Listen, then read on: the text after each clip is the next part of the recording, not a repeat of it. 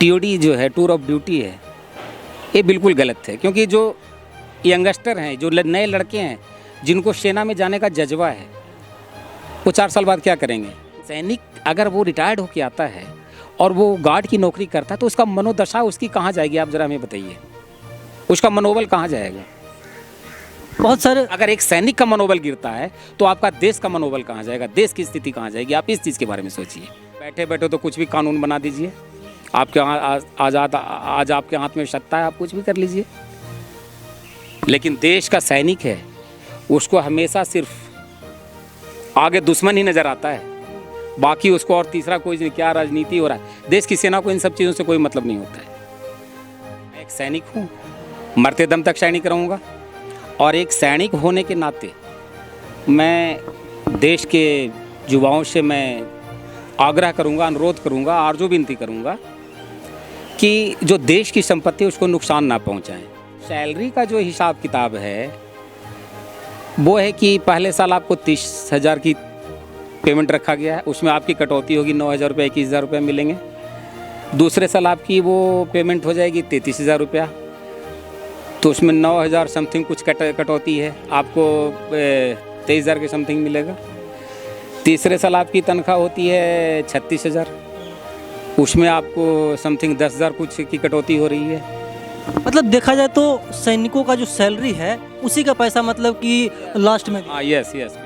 लेकिन देश का हर एक सैनिक, चाहे वो अधिकारी हो चाहे वो जवान हो, अपने जान को जोखिम में डाल के ही वो काम कर रहा है। तो सरकार को इस बात को समझनी चाहिए। बेचारा एक फौजी सब कुछ सर्वस्व न्यौछावर करके वो ड्यूटी देता है। मैंने करगिल बार भी ये किया है। तो देखिए, घर परिवार किसको प्यारा नहीं होता है। तो लगता था इस तरह से कि अब आखिरी है समय हम लोगों का, अब बाल बच्चों से मुलाकात नहीं हो पाएगी, इस तरह की मनोभावना सबको आती है, ऐसी बात नहीं है। हम भी तो इंसान हैं। कैसी भी परिस्थिति हो, देश की सेना का जज्बा हमेशा बिल्कुल 7वें आसमान पे रहा है, समझे ना। आज भी अगर हमको फौज बुलाती है तो बिल्कुल हम विदिन 24 आवर्स जिस जगह पे बुलाएगी, चाहे वो ग्लेशियर का हो, चाहे वो राजस्थान का 50 डिग्री टेम्परेचर वाला इलाका हो, हम वहाँ पहुँचने में 24 घंटा समय लगाएंगे। नहीं, मैं लगभग 29 साल सेना में सेवा दिया हूँ। मतलब कि युवा होते हैं, उनके पास 24 साल के उम्र में जब उनको नौकरी लगती है और उस उम्र में सरकार उनको रिटायरमेंट देगी, कहीं ना कहीं बहुत सारे ऐसे मतलब कि युवा होंगे जिनके पिताजी जॉब कर रहे होंगे और उनके पुत्र रिटायर हो जाएंगे उस समय, तो उनके पिताजी पे कैसा बीतेगा? अब यही सोच लीजिए आप। अब तो सोचने की बात है ना। और सबसे बड़ी चीज़ एक यहाँ पे एक बात और आती है।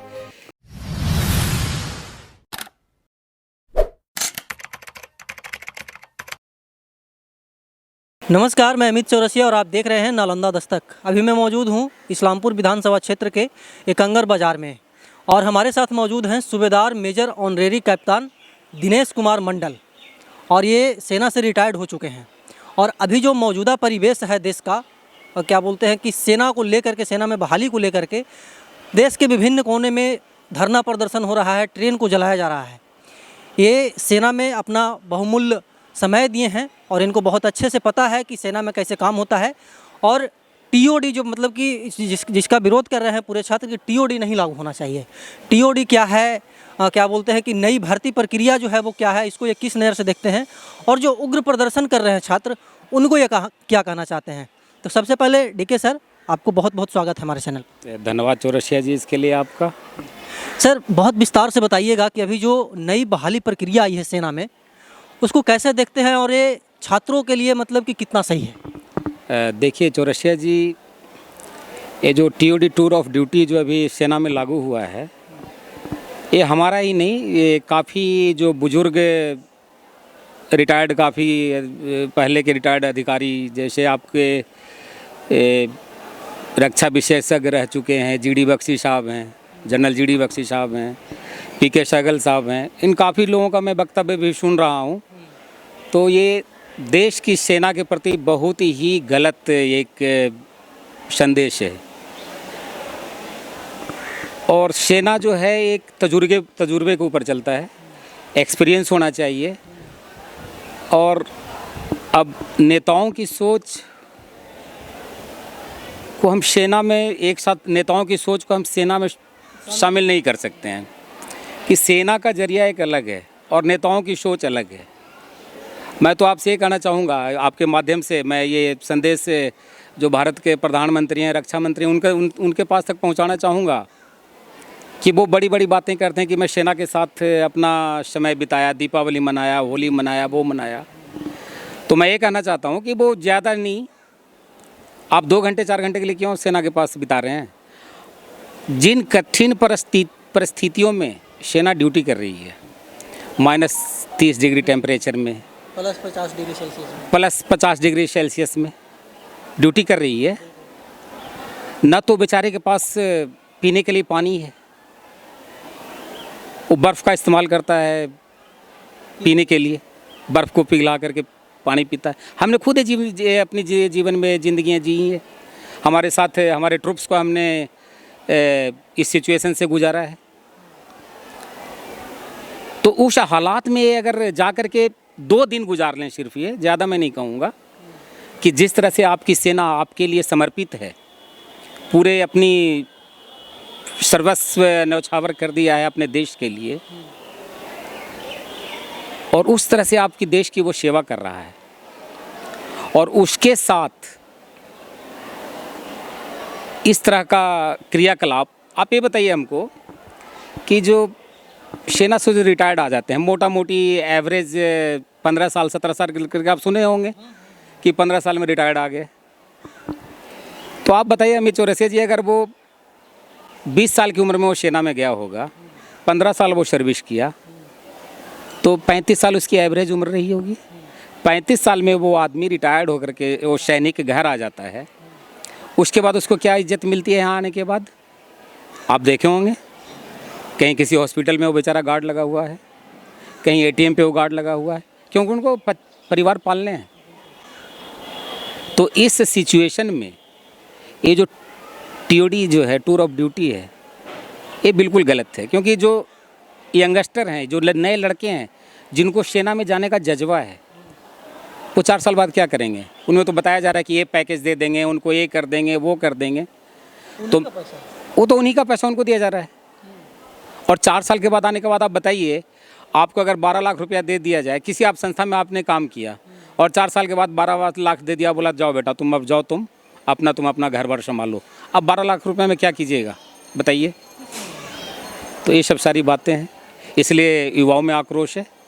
और मैं एक सैनिक हूँ, मरते दम तक सैनिक रहूँगा, और एक सैनिक होने के नाते मैं देश के युवाओं से मैं आग्रह करूँगा, अनुरोध करूँगा, आरजू विनती करूँगा कि जो देश की संपत्ति है उसको नुकसान ना पहुँचाएं, क्योंकि जो भी प्रॉपर्टी आपकी देश के वो आपकी अपनी संपत्ति है, तो कृपया उसको आप नुकसान ना पहुँचाएं।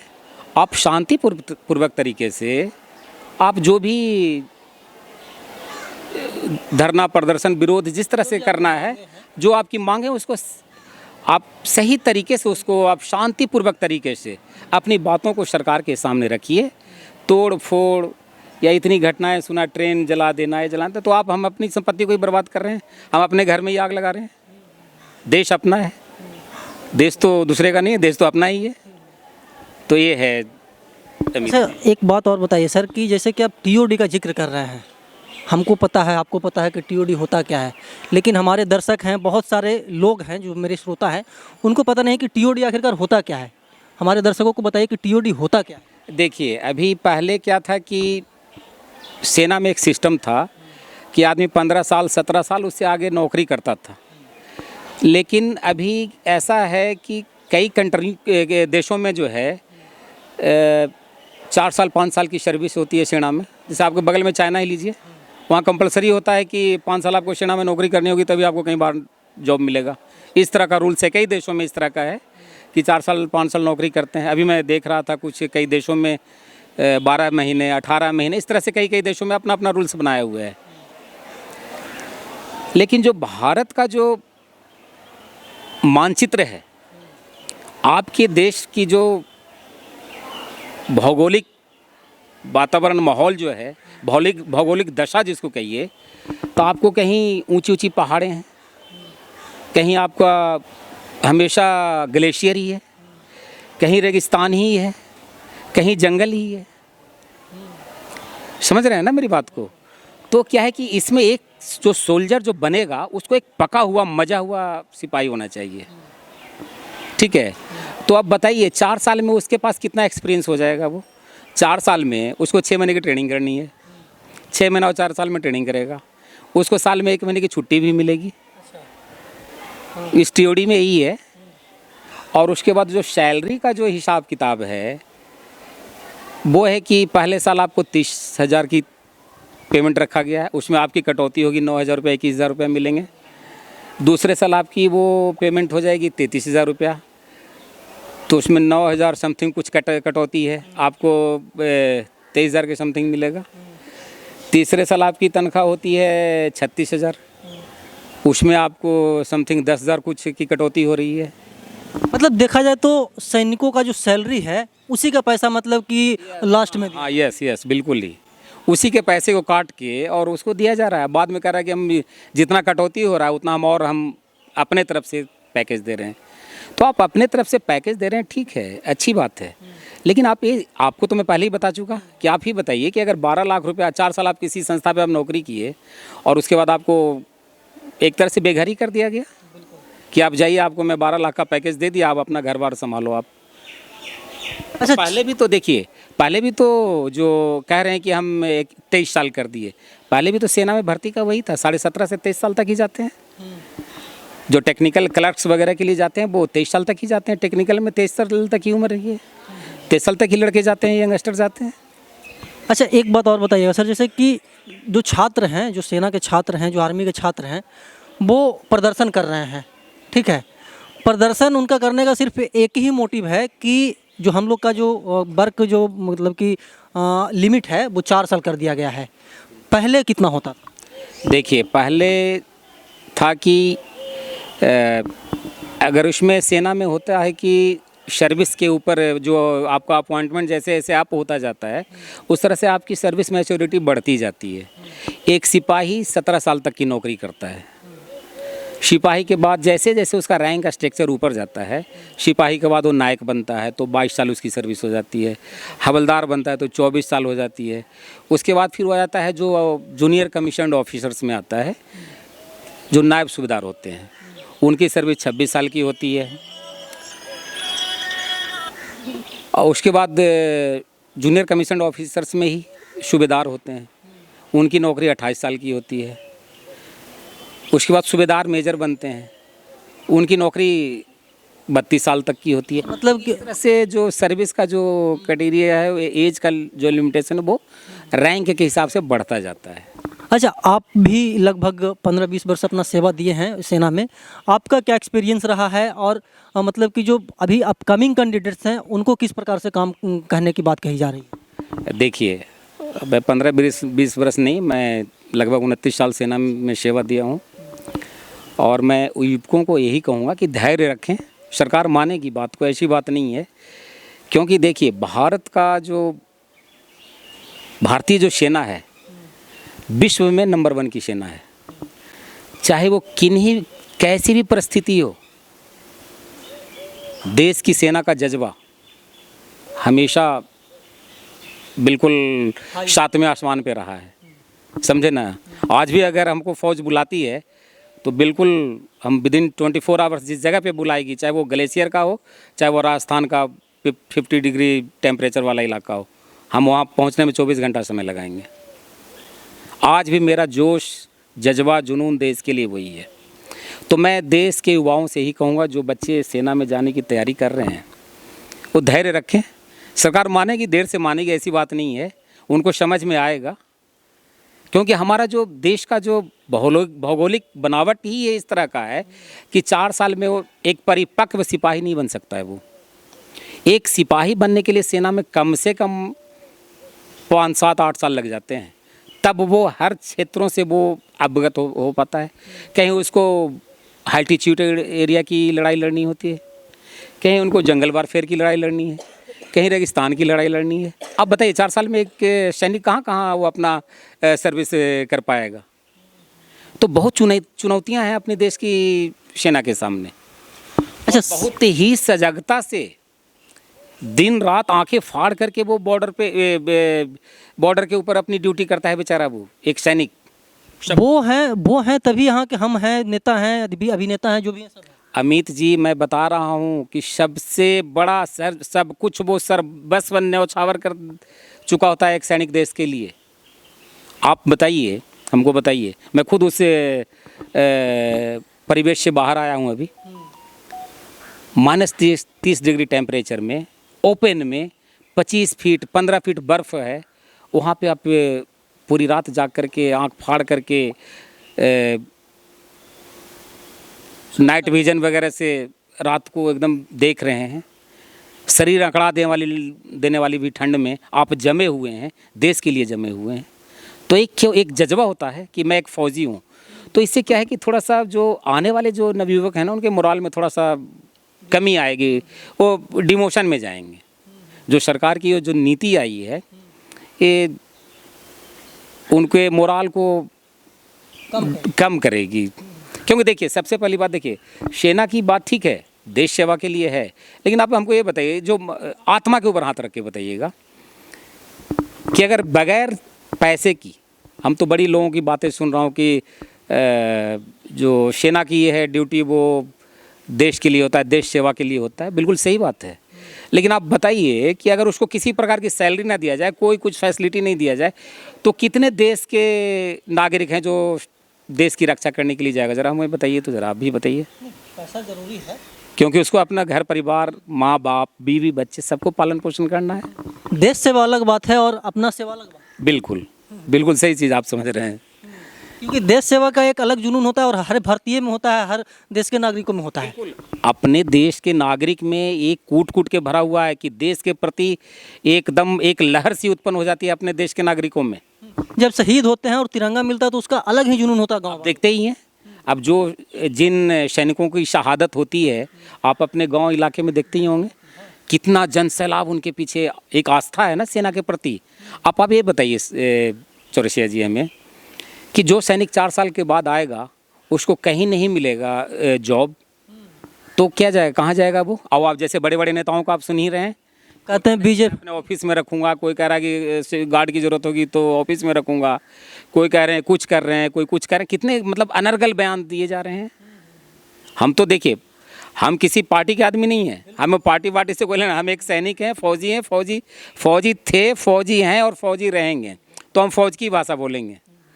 तो एक सैनिक अगर वो रिटायर्ड होकर आता है और वो गार्ड की नौकरी करता है, तो उसका मनोदशा उसकी कहाँ जाएगी? आप ज़रा हमें बताइए, उसका मनोबल कहाँ जाएगा? बहुत सारे, अगर एक सैनिक का मनोबल गिरता है तो आपका देश का मनोबल कहाँ जाएगा, देश की स्थिति कहाँ जाएगी? आप इस चीज़ के बारे में सोचिए।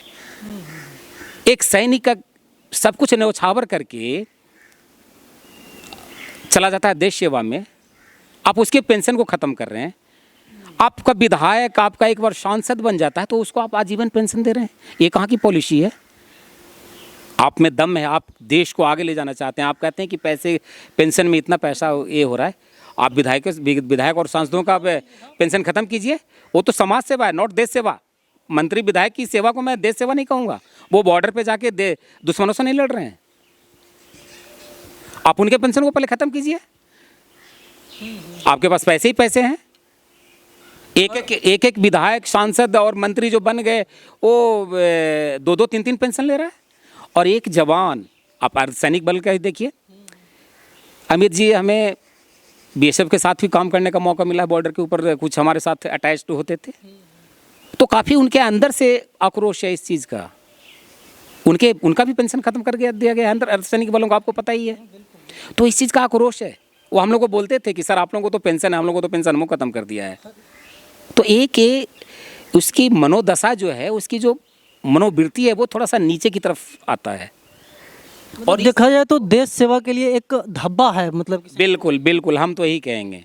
और जो अग्निपथ के जो जवान हैं, अपने देश की सुरक्षा के लिए, मैं तो नहीं कहूँगा कि वो सक्सेस हो पाएंगे, क्योंकि अपने देश की सीमाएं इस तरह से है, कहीं हिमालय है, कहीं आप नॉर्थ ईस्ट में चले जाइए, जंगल है, उधर रेगिस्तान का इलाका है।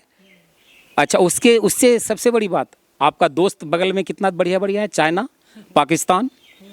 करीब चौरसिया जी लगभग 3500 किलोमीटर देश की सरहदें दोनों देशों के साथ लगती है, पाकिस्तान और चाइना के साथ। जान जोखिम में डाल कर बिल्कुल ही। बेचारा एक फौजी सब कुछ सर्वस्व न्यौछावर करके वो ड्यूटी देता है। मैंने करगिल वार भी ये किया है। तो देखिए, घर परिवार किसको प्यारा नहीं होता है। तो लगता था इस तरह से कि अब आखिरी है समय हम लोगों का, अब बाल बच्चों से मुलाकात नहीं हो पाएगी। इस तरह की मनोभावना सबको आती है, ऐसी बात नहीं है। हम भी तो इंसान हैं। मैं एक पैरा ट्रूपर रह चुका हूँ, मैं पैराशूट से जंप किया हुआ हूँ। जब हम जहाज़ में बैठते हैं तो डर किसको नहीं होता है कि उतना स्पीड से जहाज़ चल रहा है, 1100-1200 फीट से नीचे वो जहाज़ से जंप करना है। 400-500 किलोमीटर के स्पीड से जहाज़ चलता है, हवाई जहाज़ उड़ रहा होता है, और उससे जहाज़ से बाहर आना होता है। तो डर किसको नहीं होता है। लेकिन फिर भी एक झूठी मुस्कान एक दूसरे के ऊपर कि नहीं हम में आत्मबल है, तो क्यों करता है आदमी। देश की जज्बा है, देश की सेवा है, देश की मतलब की सुरक्षा। और कहते हैं कि नौकरी क्या सिविल वाले नहीं कर रहे हैं, वो अपना जान तो जोखिम में नहीं डाल रहा है। लेकिन देश का हर एक सैनिक, चाहे वो अधिकारी हो चाहे वो जवान हो, अपने जान को जोखिम में डाल के ही वो काम कर रहा है। तो सरकार को इस बात को समझनी चाहिए। संक्षेप में बताइएगा सर, आखिरी सवाल, कि जिस प्रकार से देश के तमाम बड़े उद्योगपति हैं, तमाम बड़े सफ़ेद पोश हैं जिसको नेता बोल सकते हैं, उनका जो मतलब कि सेना को डिमोटिवेट करने वाली जो प्रतिक्रिया आ रही है, उन नेताओं को और उन उद्योगपतियों को मंडल जी क्या कहें। देखिए अमित जी, मैं पहले ही बता चुका हूँ ना कि हम एक सैनिक हैं, और सैनिक की भाषा थोड़ी सी थोड़ा कठोर होती है। मैं तो यही कहना चाहूँगा कि वो जो बड़े बड़े उद्योगपति हैं और जो बड़े बड़े नेता हैं, बड़े बड़े तगमा लगा रखे हैं, मैं एक ही बात बोला ना कि मैं तैयार हूँ, आज भी मैं तैयार हूँ। और मैं जिस जगह पे ड्यूटी किया हूँ, जिस इलाके में ड्यूटी किया हूँ, वो मेरे साथ 2 रात चल के वो चले वहाँ पे ड्यूटी करने मेरे साथ। जिस तरह से एक फ़ौजी जिस तरह से ड्यूटी करता है, उनको सारी बातें समझ में आ जाएगी कि देश का एक सैनिक किस तरह से ड्यूटी करता है, चाहे वो कितने बड़े नेता हों या कितने बड़े उद्योगपति हों। एसी कैमरा में बैठना और देश की सेवा करना बहुत अलग। आप बिल्कुल आसमान ज़मीन का फ़र्क है, समझे ना। आप बैठे बैठे तो कुछ भी कानून बना दीजिए, आपके आज आपके हाथ में सत्ता है, आप कुछ भी कर लीजिए। लेकिन देश का सैनिक है, उसको हमेशा सिर्फ आगे दुश्मन ही नज़र आता है, बाकी उसको और तीसरा कोई नहीं, क्या राजनीति हो रहा है। देश की सेना को इन सब चीज़ों से कोई मतलब नहीं होता है। लेकिन राजनीति करना सेना में मत लाइए, राजनीति मत कीजिए। सेना में पहले भी काफ़ी सर्जिकल स्ट्राइक हुए हैं, कभी चर्चा सुने थे। लेकिन आजकल हम तो ये कर दिए वो कर दिए, सब करने की क्या ज़रूरत है। आप चुपचाप करते रहिए ना, अपने काम को साइलेंस मोड में करते रहिए। सैनिक तो अपना काम करता है, चुपचाप करता है। तो इस तरह से आप भी उसी तरह से देश की अस्मिता को बनाए रखिए।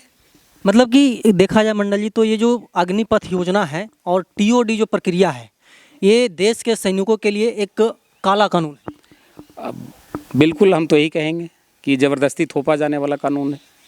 ये कभी मतलब कि देश के सैनिकों को मोटिवेट नहीं, डिमोटिवेट ही करे। बिल्कुल अमित जी, देखिए हम बार बार यही चीज़ कह रहे हैं कि हमारी देश की भौगोलिक दशा ही ऐसी है कि वहाँ पे एक सिपाही बनने के लिए, मैं आपको पहले ही बताया कि कम से कम 7 से 8 साल लगते हैं एक परिपक्व।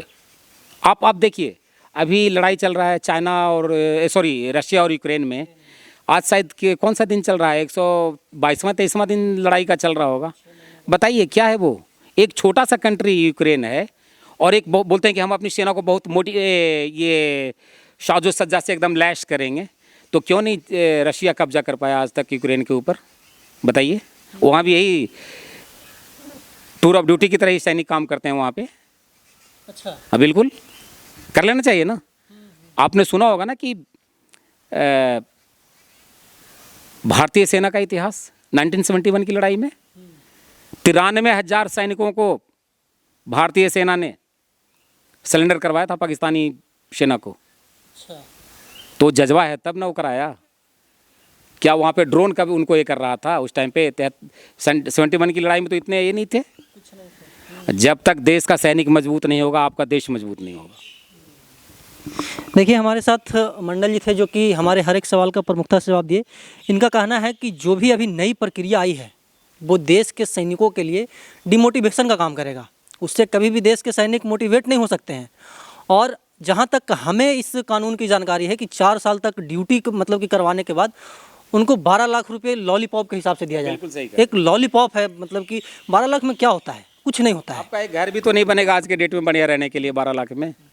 जब एक मतलब कि युवा होते हैं, उनके पास 24 साल के उम्र में जब उनको नौकरी लगती है और उस उम्र में सरकार उनको रिटायरमेंट देगी, कहीं ना कहीं बहुत सारे ऐसे मतलब कि युवा होंगे जिनके पिताजी जॉब कर रहे होंगे और उनके पुत्र रिटायर हो जाएंगे उस समय, तो उनके पिताजी पे कैसा बीतेगा? अब यही सोच लीजिए आप, अब तो सोचने की बात है ना। और सबसे बड़ी चीज़ एक यहाँ पे एक बात और आती है कि देखिए, जिनके अंदर सेना में जाने का जज्बा है वो क्यों जाना चाहेगा सेना में? कहेगा कि भाई 4 साल के बाद तो हमको वापस कर दे रहा है। बहुत सारे हमारे दोस्त भी हैं जो कि कहते हैं कि पहले जो जुनून थी सेना में जाने की, वो जुनून अब नहीं। हाँ बिल्कुल, हाँ इसमें अगर करते ही हैं तो इनमें एक काम करना चाहिए कि उनके फ्यूचर को देखते हुए, जैसे CAPF है, इन सब चीज़ों में जितना भी अर्धसैनिक बल है, आपको तो बिल्कुल वेल ट्रेंड सोल्जर मिल रहा है आर्मी का। आर्मी से तो बढ़िया ट्रेनिंग और किसी की नहीं है। तो सबसे वेल ट्रेंड सोल्जर को आप बिल्कुल पक्का उसको कीजिए कि आए वो CRPF में चला जाए, BSF में चला जाए, RPF में, जितना भी जो भी अर्धसैनिक बल जितनी भी संस्थाएं हैं, आप उसको वहाँ से 4 साल का एक्सपीरियंस वहाँ दिए, उसके बाद यहाँ दे दीजिए, तो कोई दिक्कत नहीं है। उससे और इससे आप अच्छी स्कीम है। लेकिन अगर इस तरह से आप इम्प्लीमेशन में इसको लाते हैं तो उनका मनोबल जवानों का हाई होगा और वो वहाँ पे भी अच्छे तरीके से काम करेगा। क्योंकि देखिए, युद्ध मनोबल के ऊपर जीता जाता है चौरसिया जी। जवानों का मनोबल हाई रहता है। भूखे प्यासे हमने काम किया हुआ लड़ाई के अंदर, न पानी का ठिकाना, न खाने का ठिकाना, लेकिन फिर भी मोराल अप था कि फतह करनी है तो फतह करनी है। तो जो भी एक कानून आया है, जो भी ये योजना आई है, इसमें इम्प्लीमेंटेशन की ज़रूरत है, सुधार की ज़रूरत है। और अगर देश के जिस प्रकार से परिस्थिति अभी है, अगर ऐसा ही बना रहा तो देश के युवा हैं वो कुछ भी कर सकते हैं और कर रहे हैं। लेकिन देश के जितने भी युवा हैं जो सैनिक की तैयारी कर रहे हैं, वो सरकारी संपत्ति को नुकसान न पहुंचाएं। और ये पूरा देश का कहना है, क्योंकि वो जो संपत्ति है वो आपकी संपत्ति है, वो हमारी संपत्ति है। और उसको जब आप नुकसान पहुंचाइएगा तो कहीं ना कहीं आप अपने घर में आग लगाने का काम कर रहे हैं। और ये बिल्कुल किसी भी परिस्थिति में जायज़ नहीं है। हम ऐसे ही देश दुनिया की तमाम छोटी बड़ी खबरों से आपको रूबरू करवाते रहते हैं। ये थे मंडल जी, जो कि सेना में बता रहे थे कि 30 साल हम अपना सेवा दिए हैं और बहुत अच्छे से समझाया कि क्या है TOD, क्या है अग्निपथ, क्यों इसका विरोध हो रहा है। आप क्या सोचते हैं अग्निपथ के बारे में? कमेंट बॉक्स में ज़रूर बताइएगा। हमारे चैनल पर नए हैं तो चैनल को सब्सक्राइब कीजिएगा और फेसबुक पेज पे देख रहे हैं तो पेज को फॉलो कीजिएगा। धन्यवाद।